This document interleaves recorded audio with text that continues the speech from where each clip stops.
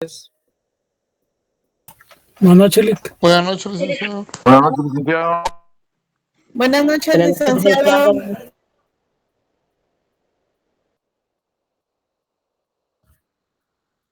Buenas noches, licenciado.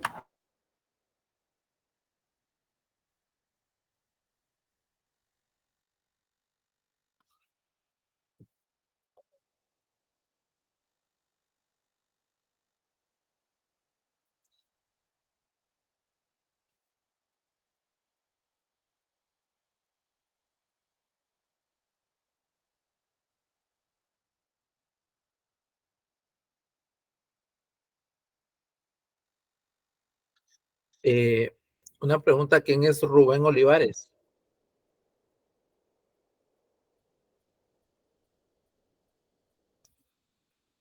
Rubén. ¿Tiene su audífono, Rubén?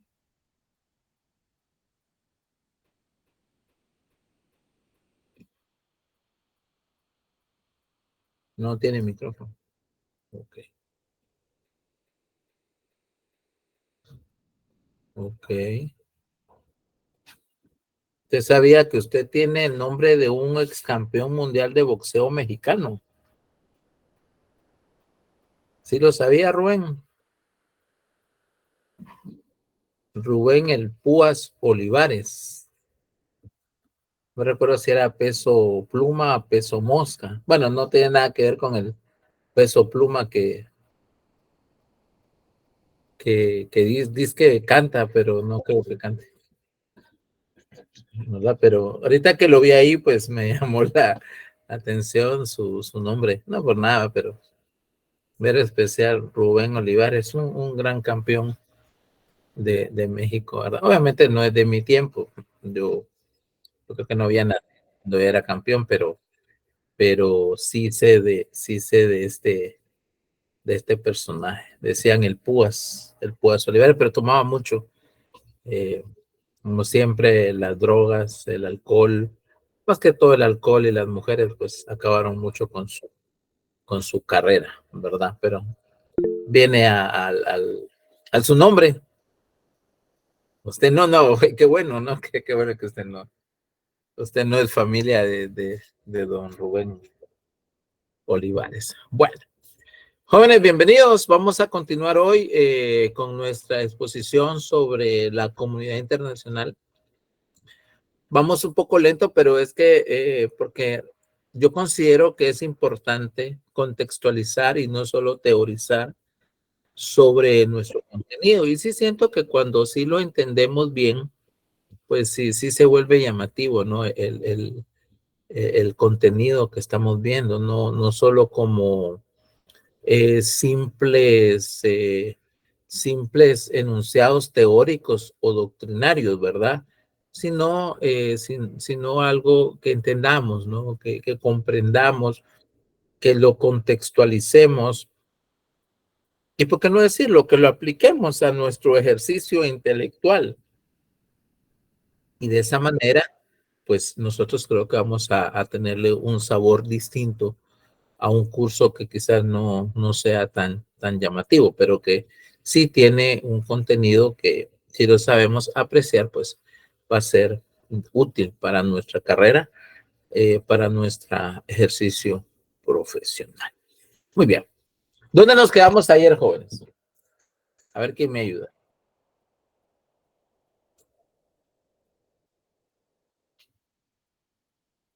Estructura comunitaria. Estructura comunitaria, ¿alguien más? Dio la tercera estructura, o sea, de las tres. Ok, nos quedamos ahí, ¿verdad? En las tres estructuras. Tres maneras de ver esa estructura, ¿verdad, jóvenes? Tres maneras en las cuales nosotros podemos comprender, podemos entender la forma de organización de la comunidad internacional, ¿verdad? Hoy vamos a ver, vamos a continuar obviamente con la temática, pero lo vamos a hacer a través de algunos elementos, ¿verdad?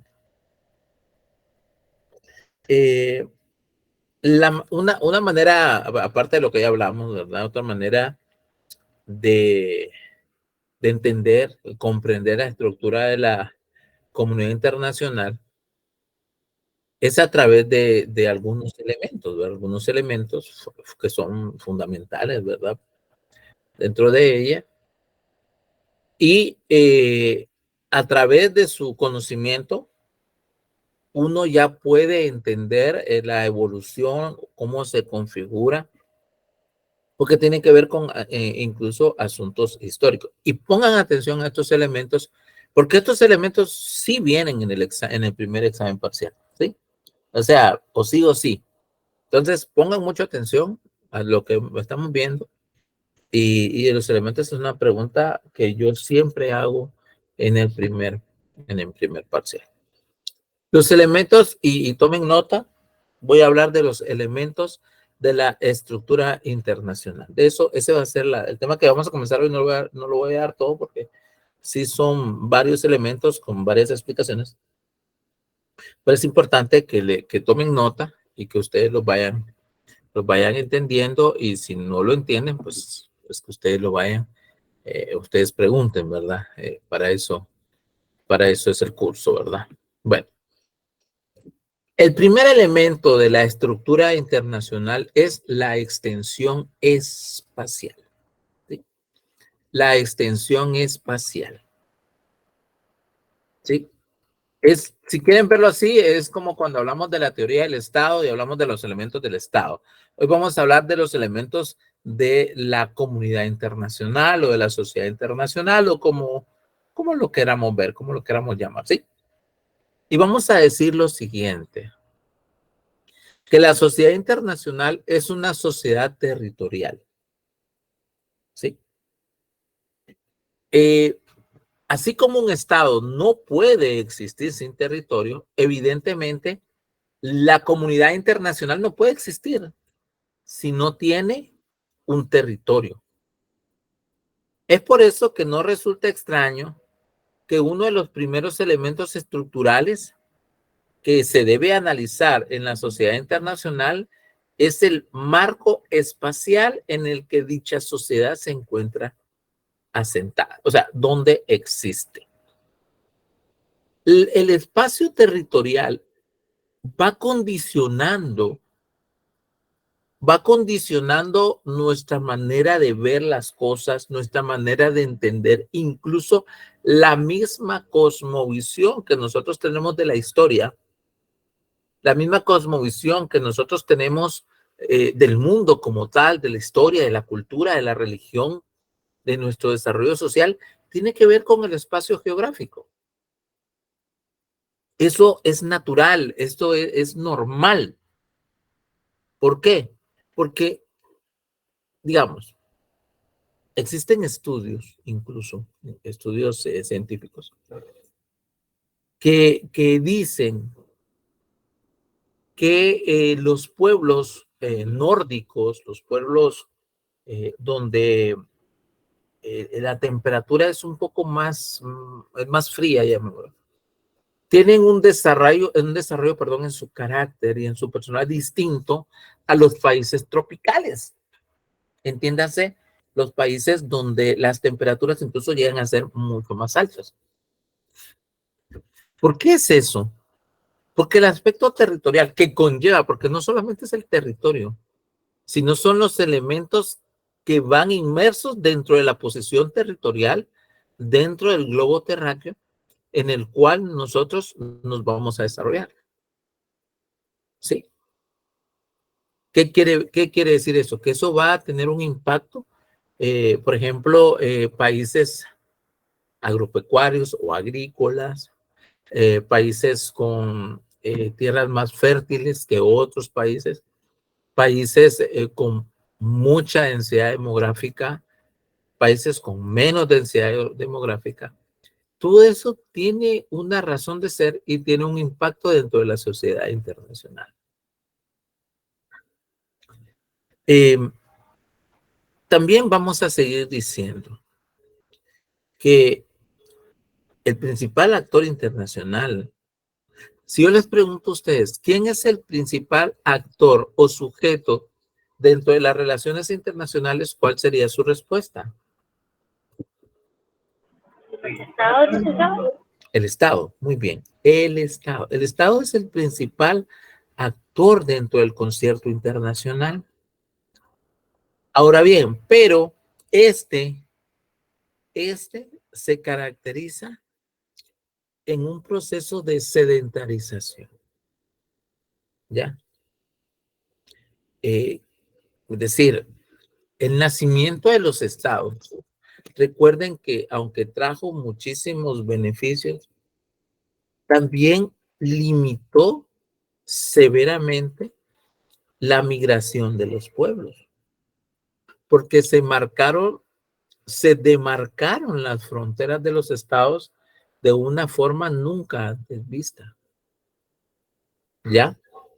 Entonces, esa migración que antes existía más liberal entre los pueblos o entre las naciones, porque, ojo, nación no es lo mismo que Estado. Sí, el concepto nación es más amplio. El concepto nación tiene que ver con otros elementos que unen, por ejemplo, se habla de la nación maya.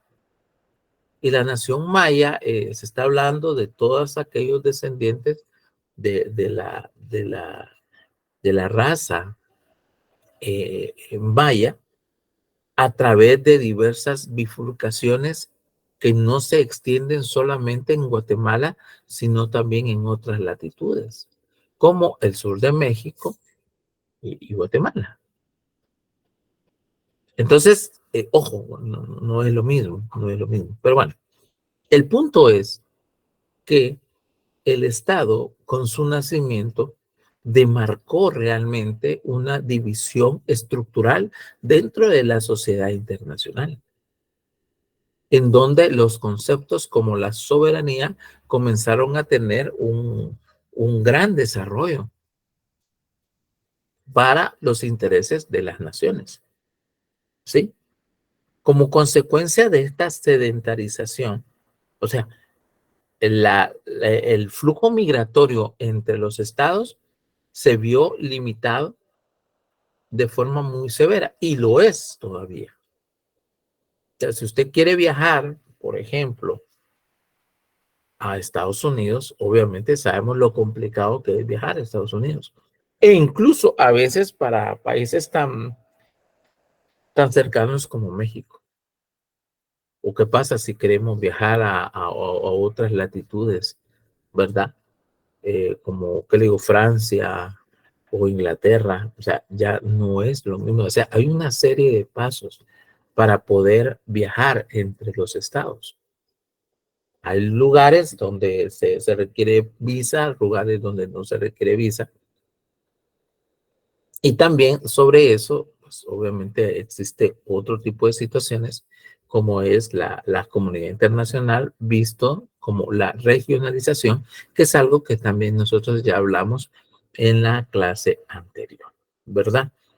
Esta sedentarización, estimula motivos políticos, económicos y culturales, y contribuye al aumento de la influencia espacial en la vida internacional. ¿Por qué? Porque le permite a la nación y al Estado desarrollar su propia cultura y después de esa solidificación interna, que le llamaríamos el amor patrio, que le nace a las personas, un himno nacional, un escudo, una bandera, símbolos patrios, que hacen unificar eso y eso tiene una preponderancia a la larga también dentro de la sociedad internacional, ¿verdad? Quiero leer esta nota. Podemos observar, por ejemplo, que las sociedades internacionales de la antigüedad o de la Edad Media gozaban de una limitada extensión espacial, que unido a significativos niveles de centralización política y jerarquía económica permitían sustentar una visión de la realidad internacional restringida a un escaso número de miembros. Evidentemente no existían los estados. Se desconocía la existencia de otras comunidades internacionales como por ejemplo los grandes imperios de América precolombina no se conocían con los imperios de la Asia o de Europa de aquel tiempo. Pero cuando se tenía conocimiento de su existencia, estos contactos eran ocasionales o eran indirectos. Esto contribuía a sustentar una imagen de tales sociedades marginal y distorsionada, considerándolas con frecuencia como civilizaciones inferiores y primitivas. Las concepciones del mar Mediterráneo, como el mar nuestro, realmente que los europeos, el Mare Nostrum, y las fronteras del Imperio Romano como zona de protección frente a posibles invasores de los pueblos bárbaros. Es más, cuando nosotros estudiamos el derecho, sabemos que el derecho romano se dividió en dos tipos de derecho. ¿Cuáles son esos dos tipos de derechos, jóvenes? ¿Sí, Rubén? Buenas noches, Rick. Ahora sí ya tengo micrófono. Okay. Se dividió en el Jus Gentium y el Jus Civili. ¿Y cuál era la diferencia entre ellos? Cuéntame. El Jus Civili era para los habitantes romanos y el Jus Gentium era para todos los peregrinos y extranjeros de la época. Bien. El derecho de las gentes en español. Exactamente, el derecho de la gente. ¿Pero por qué? Porque los romanos consideraban, ¿cómo consideraban a los demás? Como bárbaros. Como bárbaros. Así los consideraban ellos. Entonces, como los consideraban como bárbaros, o sea, había un derecho para ellos, ellos eran los civilizados. Y lo demás eran los gentium, las gentes, los de afuera. Realmente era una connotación y una conceptualización, pues, discriminatoria, ¿no? Discriminatoria. Para los que algún día han leído la Biblia, por ejemplo, en cierta ocasión al apóstol Pablo lo azotaron. Yo creo que eso está narrado en el libro de los Hechos de los Apóstoles. Pero cuando lo azotaron, el punto es que Pablo, a pesar de ser un judío, él también era ciudadano romano. Y él viene y le dice al soldado, me azotas y me humillas y ahora me dices que me vaya y yo soy ciudadano romano. Y dice que cuando él le dice eso al soldado, él se preocupa. ¿Por qué? Porque a los ciudadanos romanos no se les podía azotar. Entonces, es más, vemos también una diferencia en esto, en el martirio o en el sacrificio de los apóstoles. También que pues, no es parte de la Biblia, pero sí está en la tradición, en la tradición, en donde dice que el apóstol Pedro, él murió. ¿Cómo murió Pedro según la tradición romana católica? Con la cruz de cabeza. Murió crucificado. Y de cabeza. Exactamente. Y Pablo, el apóstol Pablo, ¿cómo murió? En la cárcel. Lo decapitaron. Murió decapitado. Murió decapitado. Muy bien. ¿Por qué no murió? Y dice, según la tradición, que dice que murieron el mismo día. Va. No estoy mal, fue para el tiempo de Nerón. Sin embargo, ¿cuál es el punto a los que quiero llevarlo? ¿Por qué no murieron de igual manera? Bueno, porque uno era ciudadano romano y el otro no. Uno le aplicaron el jus civile y al otro le aplicaron el jus gentium. Así era en ese tiempo, ¿verdad? Así se manifestaba el aspecto espacial, pero no solamente el aspecto espacial. Ese espacio, que es lo que estamos hablando, conlleva una serie de circunstancias, conlleva una serie de factores muy interesantes, muy importantes, que van a condicionar el desarrollo. Y si bien es cierto, en aquel tiempo, obviamente, los medios de comunicación no eran o los medios de transporte incluso, no eran como hoy, ni los medios de comunicación. Sin embargo, es de entender que por lo menos en Europa y parte de Asia, entiéndase, el Medio Oriente, el Imperio Romano logró una serie de carreteras muy grande, o sea, muy avanzado para la época. Y de hecho, de ahí sobreviene el dicho que reza, todos los caminos llevan a Roma. Ustedes lo han escuchado. Entonces, de ahí viene. Pero eso, aún eso, fue restringido. Parte de Europa, parte de Medio Oriente y probablemente el norte de África, que eso era la esfera de influencia, de poder que obtuvo el imperio romano en su momento, pero no llegó a los niveles de hoy, por ejemplo. Pero sin embargo, a pesar de eso, se da un fenómeno o sea, se vuelve sedentaria la comunidad, pero eso hace que la nacionalidad, visto como ciudadanía, como el participante del Estado, desarrolle una identidad propia dentro del Estado. No obstante, también sabemos que esto no es parejo en todo el mundo. Un ejemplo de esto es Yugoslavia. ¿Quién me puede hablar de Yugoslavia? ¿Saben qué es? ¿Quién era Yugoslavia? Un voluntaria, le voy a dar un punto. Si me explica qué era Yugoslavia. Mire, un punto es un punto. Hay gente que se queda por un punto. Buenas noches, licenciado. Según en la historia, era parte de Rusia y luego creo que la apartaron por una situación territorial. Algo así escuché. No, no es tan así. No. ¿Alguien más?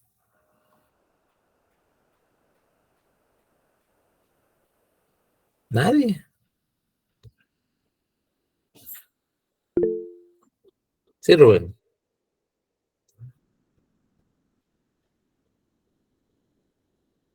Sí, dígame, Rubén.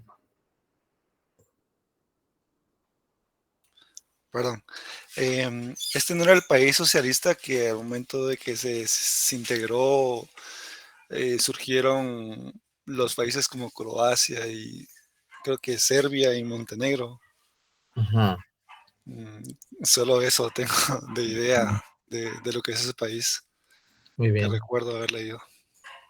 Ok, gracias.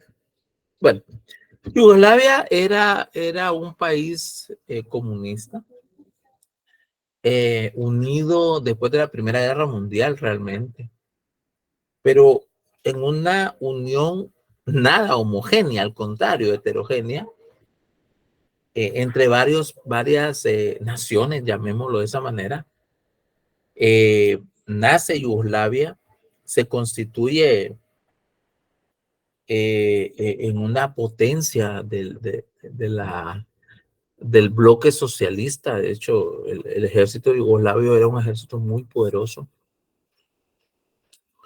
Alguien mencionó a Rusia, no, realmente no es que era parte de Rusia, sino que era parte del bloque socialista, que era parte del Pacto de Varsovia. El Pacto de Varsovia era el equivalente a la OTAN, ¿sí? El punto es que Yugoslavia subsistió durante muchos años. Tuvieron un dictador, si no me equivoco, él era un militar de nombre Tito, y él pues mantuvo la cohesión de este país. Sin embargo, con el desmoronamiento de la Unión Soviética, surge lo que ustedes han escuchado o han leído como la Guerra de los Balcanes, que fue la división de Yugoslavia. Y demuestra que aunque el Estado unió esas naciones cultural y social y políticamente no eran homogéneos. Se dividió guerras fratricidas de principios y mediados de los años 90. De ahí no nacieron. Se restablecen naciones como Serbia, Montenegro, Bosnia y Herzegovina y Croacia. Ya son básicamente las naciones que se escinden de la Yugoslavia. Realmente Serbia es la que fue lo último que quedó Yugoslavia. Pero ¿por qué le estoy hablando de esto? Porque dentro de la comunidad internacional, esta parte espacial, el espacio geográfico, es vital. Es vital. Y a través del nacimiento de los estados, pues se van delimitando, pero el estado, después de todo, también es una creación del derecho, y es una creación del derecho un poco ficticia, porque el estado existe en base al reconocimiento de las demás naciones. No nace como un fenómeno propiamente natural, sino que nace como un reconocimiento político, social, incluso económico y militar. Ejemplo, Israel, 1948. Israel, una nación pues muy conocida por los grandes pensadores, por el impacto de muchos de sus nacionales a nivel internacional, por haber dado científicos de una gran categoría. De hecho, la cantidad de premios Nobel judíos o israelíes, como quieran llamarle, pues es bastante grande, pues. Y obviamente los que nos legan a nosotros la tradición judeocristiana. Entonces, pero en el caso de ellos, sabemos cómo nace esta nación, año 1948, como parte del movimiento sionista de Ben Gurión.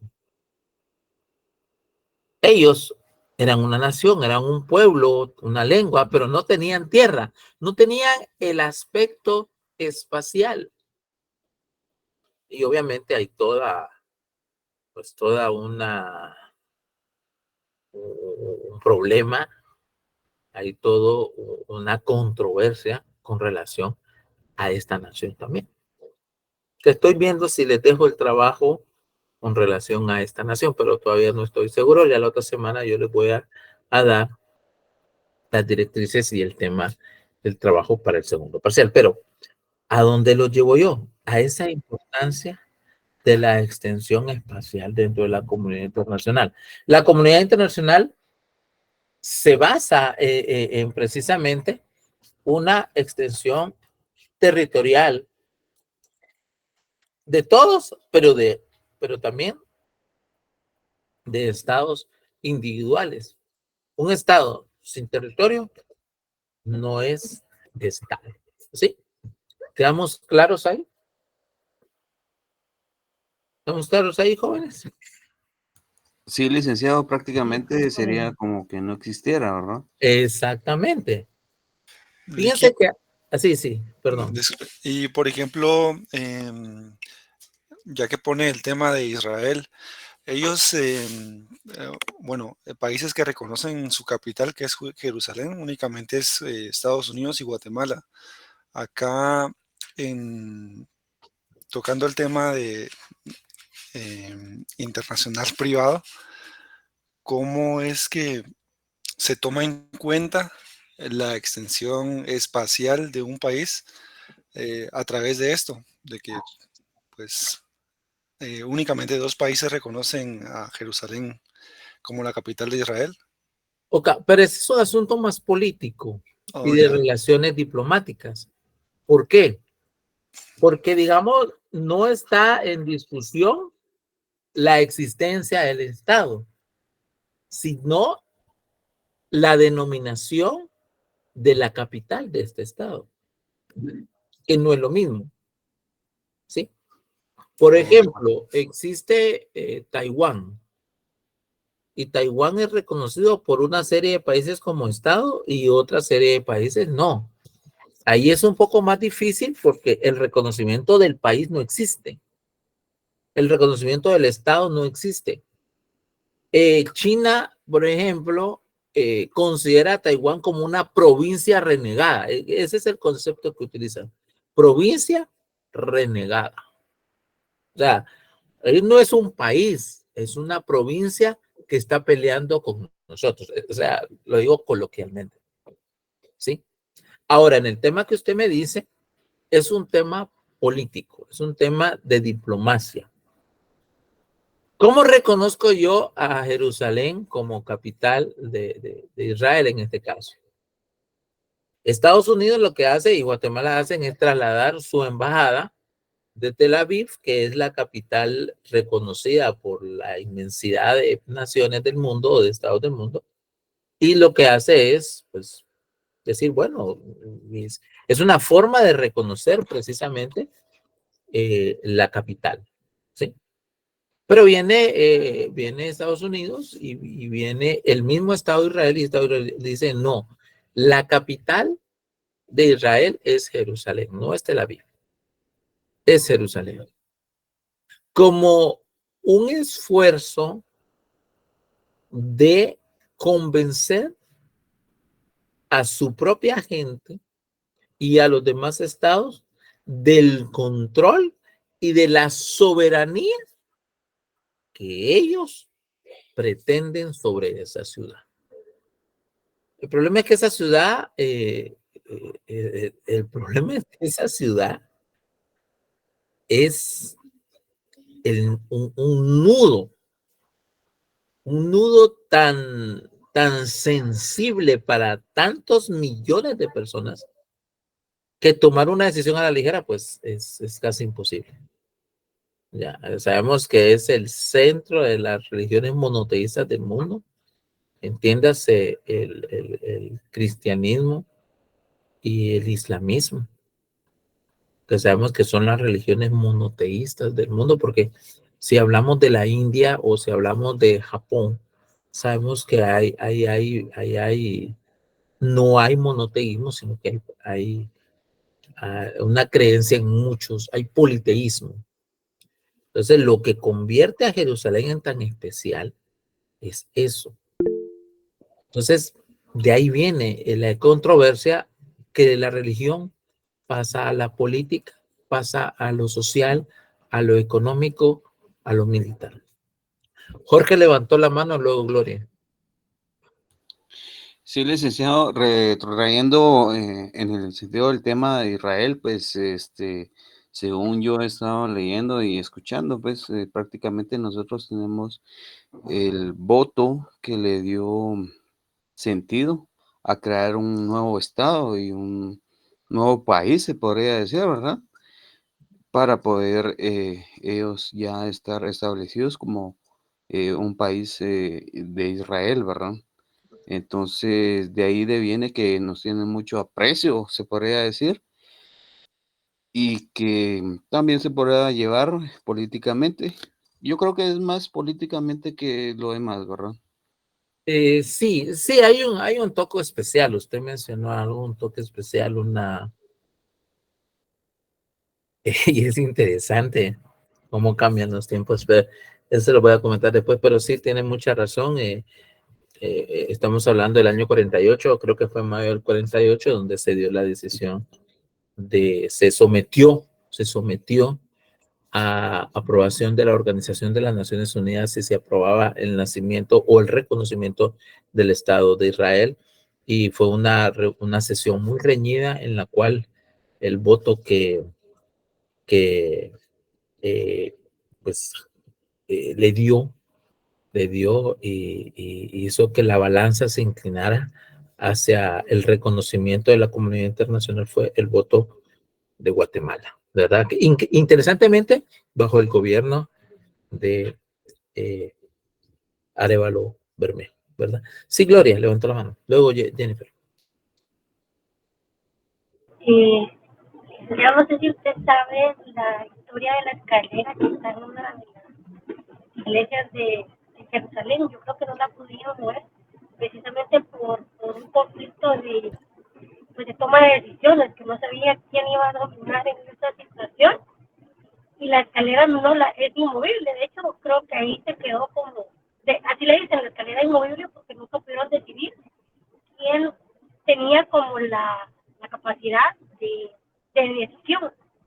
No sé si usted sabe bien la historia, yo no tengo la No, la ley. verdad, no la había escuchado realmente, compañera, fíjese.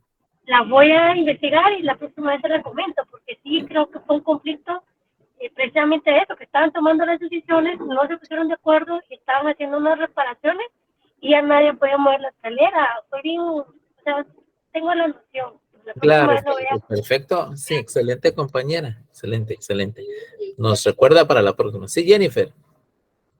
Buenas noches, licenciado. Así, por ejemplo, lo que comentaba el compañero sobre el reconocimiento del Estado de Jerusalén, ¿qué pasa con lo que era Palestina, ya que también se estaban vulnerando sus derechos en esa parte?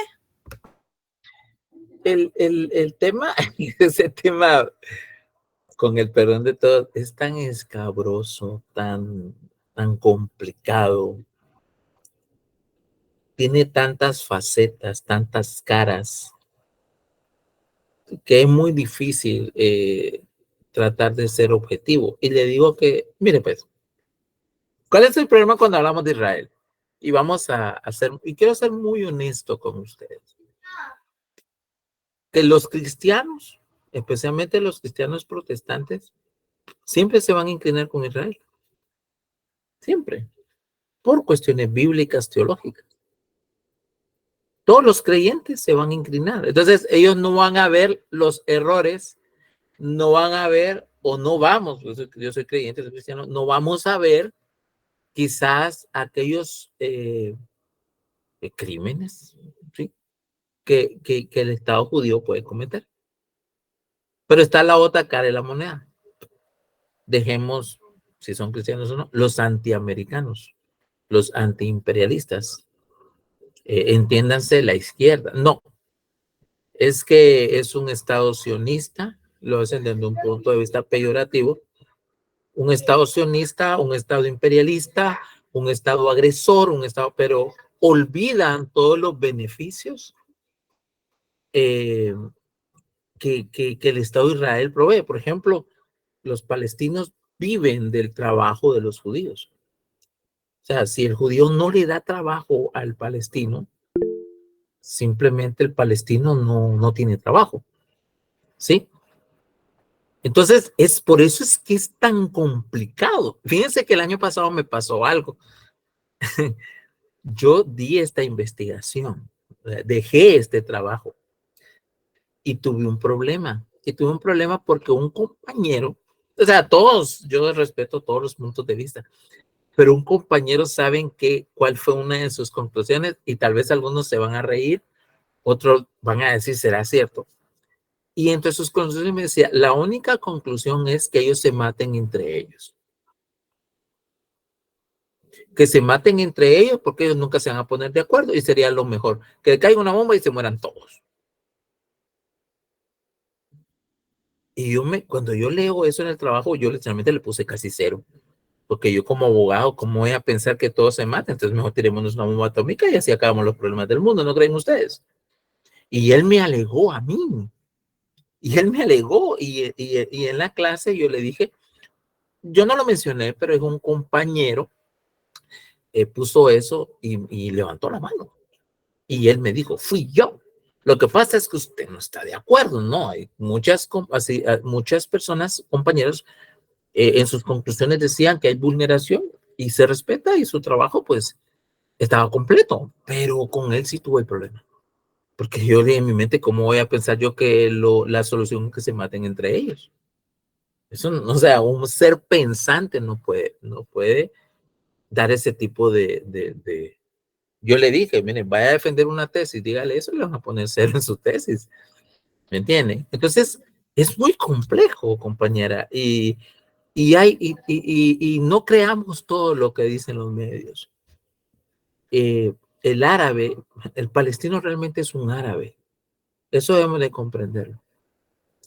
el palestino es étnicamente una persona árabe. No existe una etnia llamada Palestina, o sea, eso es una ficción. El nombre Palestina, y creo que muchos de ustedes lo saben, realmente viene de los cananeos, ¿sí? De los filisteos, perdón, que habitaban el norte de Canaán en los tiempos del Éxodo. Esos eran los filisteos. Esa palabra filistea fue corrompiéndose hasta el término palestino. Y ya, por ejemplo, vino el Imperio Romano y habló de Palestina. Pero eso sucedió cuando él expulsó, cuando el Imperio Romano, eso fue en el año 70 y siguientes, ya de nuestra era cristiana, en donde él expulsó a los hebreos, a los judíos, destruyó el templo y consumió y quemó Jerusalén. Entonces se dio esta situación y se dio la diáspora del judío errante. Es con esto que los árabes, y hay una crítica muy, muy contundente en contra de los árabes, porque los gobiernos árabes, imagínense cuántos estados árabes existen, muchísimos. Sin embargo, ellos no acogen a los palestinos. Ellos no van por ejemplo, a trabajar a Arabia Saudita. ¿Sí? Ellos van a trabajar a Israel. Y es cierto, han estado muchos años ahí. O sea, por eso es que es tan complicado ese tema. Sí, Jorge levantó la mano. Sí, licenciado, viendo también un caso muy presente, ¿verdad? En nuestra nación, vemos que también hay una aldea que se llama los ortodoxos, ¿verdad? Entonces ellos traen sus costumbres y sin embargo son judíos, pues como se les llama comúnmente, sin embargo son de Israel, pero ellos son como que van de país en país. Sin embargo, también tienen la misma situación religiosa, se podría decir, traída de Israel, ¿verdad? Claro. Sí, y es que por eso les digo, el año pasado yo dejé este tema. No sé si lo vuelvo a dejar. Probablemente les dé un tema más de Centroamérica, pero es un tema bien complicado. Es que imagínense, es tan inmersa la religión, está en la fe, porque la fe es algo tan poderoso, la creencia en la persona, en la gente, lo que tiene, que realmente hay cosas que son sagradas en el ánimo de la persona. La familia, por ejemplo, la fe es una de esas que la familia o que la persona, aunque hoy en día obviamente hay mucha persona atea, obviamente estamos en una época en la cual el ateísmo está muy, muy en boga. La relatividad moral también está muy en boga, ¿verdad? La pseudociencia también está muy de moda. Entonces es una situación bien complicada y esto no, no ayudan, y ha habido muchos esfuerzos en la comunidad internacional. Hablamos de mediados de los 90. De hecho, se autorizó y se pudo crear el Estado palestino, pues sí existe, la autoridad palestina sí existe, no como Estado, pero sí como cierto grado de autonomía. Pero desafortunadamente los radicales, porque aquí influye el radicalismo religioso y el radicalismo de las potencias también, y por qué no decirlo, los intereses políticos y económicos de algunas potencias. Y no solo hablo de los Estados Unidos, hablo de Francia, hablo de Inglaterra, hablo de incluso de Rusia, ¿verdad?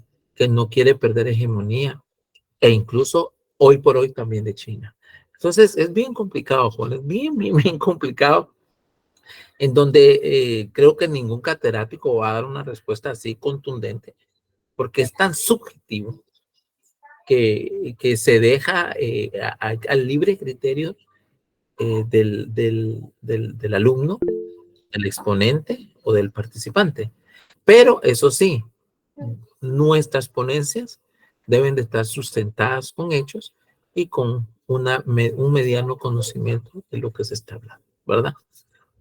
No sé si hay alguna otra pregunta. Esos temas son, por eso les digo que es bien bonito cuando contextualizamos realmente el contenido a la realidad de lo que sabemos. ¿Alguien había levantado la mano? Sí, José Nelson. Muy buenas noches, licenciado y compañeros.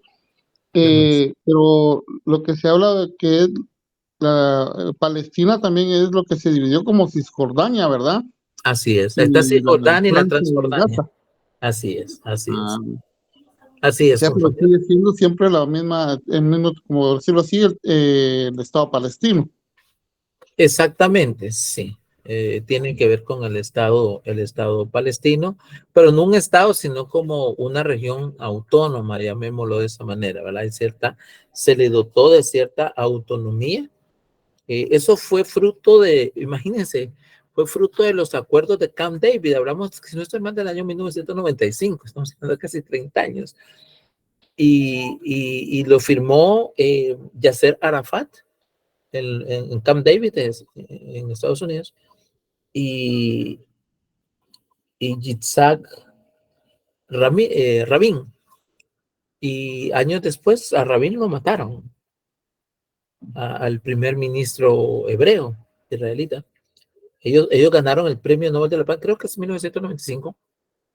Ellos ganan el premio Nobel de la Paz por esos acuerdos en donde paulatinamente se iba y lo firmó Yasser Arafat. Yasser Arafat de los años 70, 80 y 90 era el máximo exponente de la OLP, de la Organización para la Liberación de Palestina.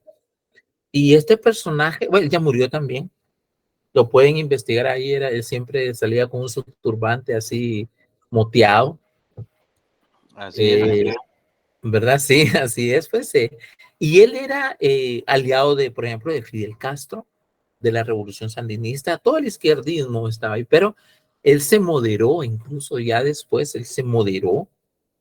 En esa época no existía jamás la organización terrorista, era quien representaba los intereses palestinos, era la Organización para la Liberación de Palestina, era la OLP.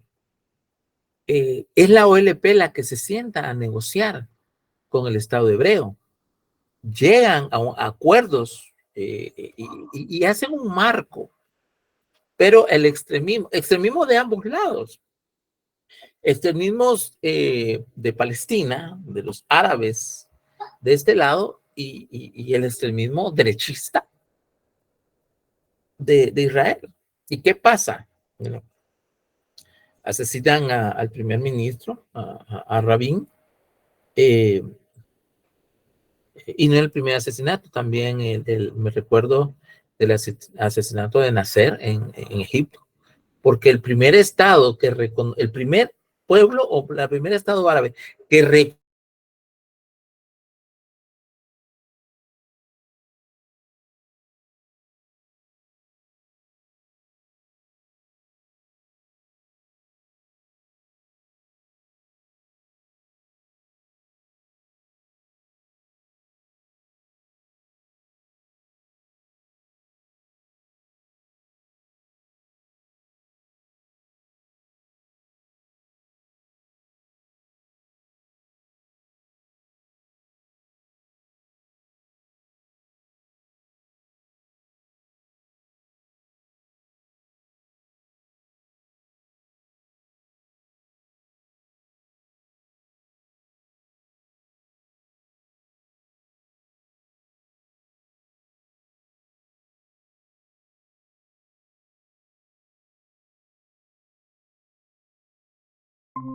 esa solidaridad solamente se ve al momento de atacar a Israel de forma militar, pero no se ve de otra manera.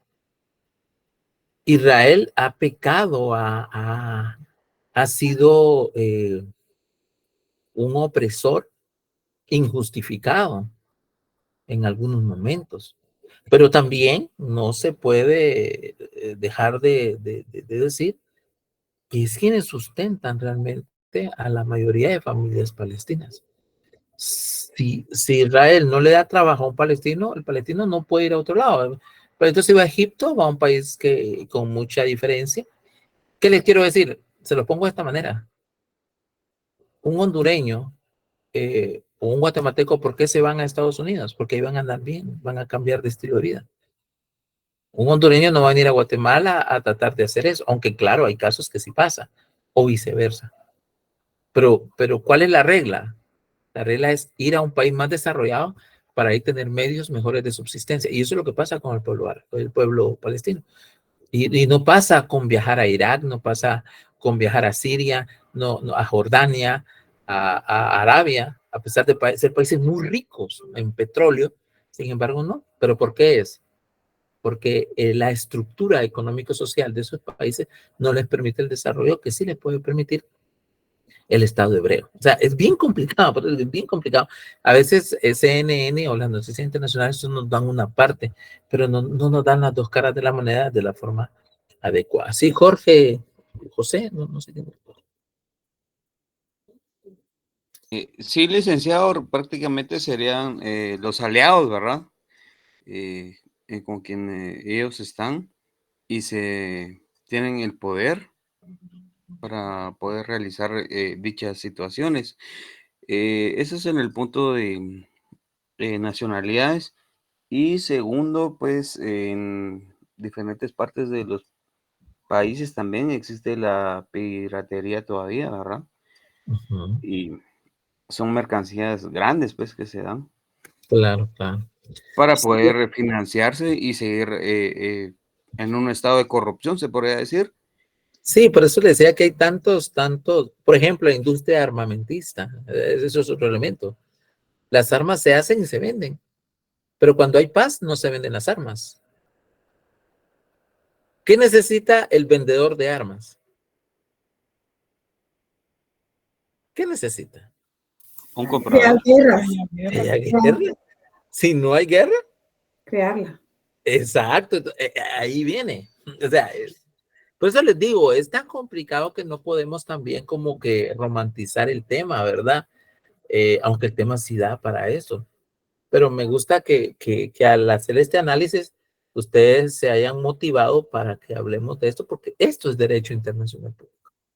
Esto que nosotros estamos hablando, ¿verdad? Los diversos fenómenos que se dan dentro de las relaciones internacionales, dentro de la comunidad internacional, que no es un idilio, por supuesto, al contrario, se constituye en asuntos realmente muy fuertes, de muertos, desafortunadamente tragedias humanas, ¿verdad?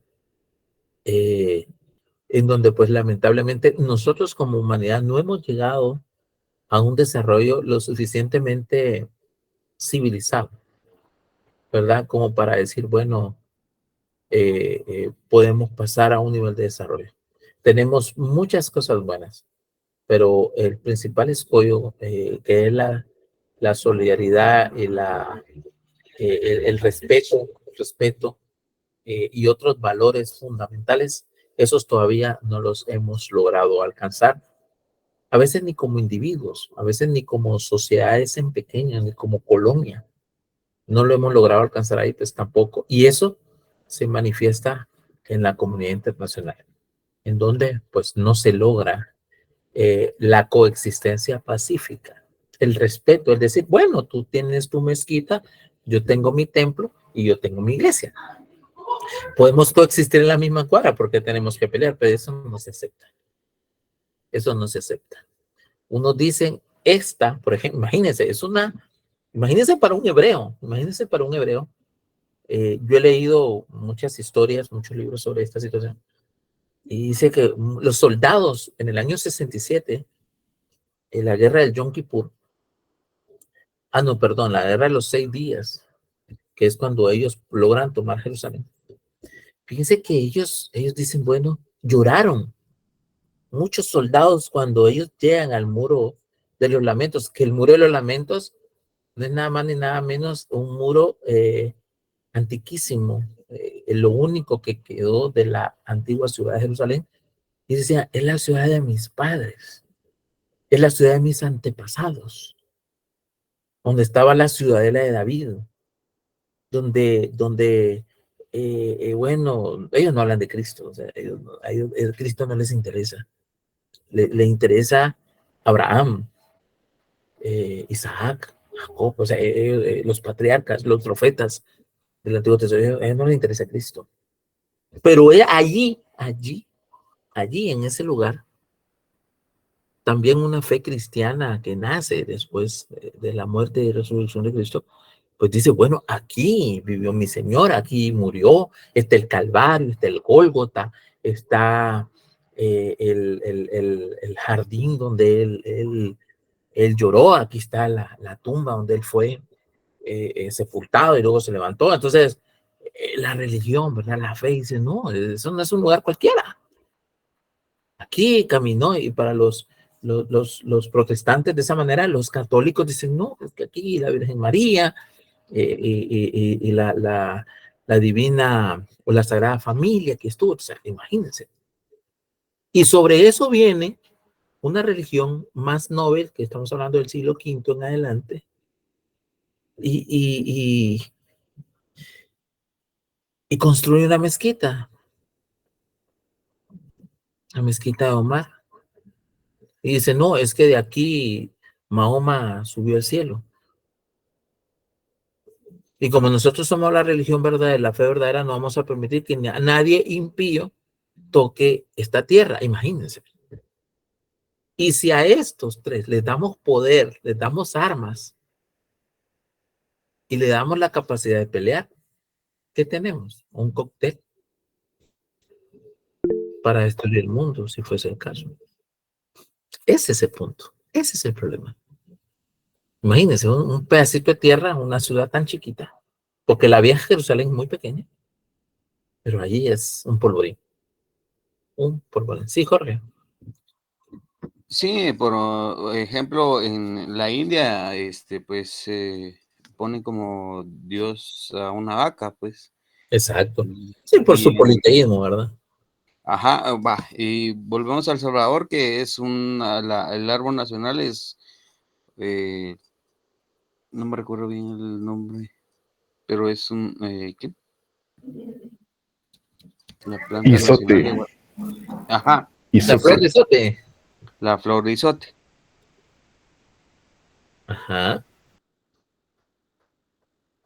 Ya son cuestiones ya diferentes, ¿verdad? De diferentes naciones, pues. Exacto. Exacto. Y es que, mire, yo siento que el tema, y todo viene con el espacio, porque estamos hablando del espacio geográfico. Alguien dirá, bueno, ¿y por qué no los árabes construyen su iglesia allá? O su mezquita. O los hebreos construyen su templo en otro lado. No existe el templo el templo judío, el último templo judío fue destruido en el año 70 después de Cristo. Entonces ellos dicen, bueno, ¿y por qué no lo construyen en otro lado? No podemos, tiene que ser aquí. Qué increíble esto, no tiene que ser aquí. Y tiene que ser aquí, donde Dios dijo que iba a ser. ¿Ya? Donde Dios le dijo a David que ahí lo construyera, ahí tiene que ser. Y los otros dicen, no, la mezquita está aquí porque aquí se fue, creo, no sé, creo que algo así es, ¿no? Que aquí ascendió Mahoma al cielo, dice. Entonces, aquí tiene que estar, y esta es Tierra Santa. Así que, no en balde a esa tierra es en Tierra Santa, ¿no? Porque realmente es el centro. Es un poco contradictorio porque es una tierra santa, pero es una tierra demasiado violenta, con demasiados crímenes y mucha muerte y llanto y dolor. Ya, o sea, es una cuestión muy, muy filosófica también, ¿no? Muy filosófica. Bueno, vamos a llegar hasta aquí, jóvenes, ¿verdad? Gracias por la participación de cada uno de ustedes. Y que nos quede claro, o sea, ese aspecto dentro de la estructura, elemento espacial, elemento territorio, el elemento del espacio geográfico.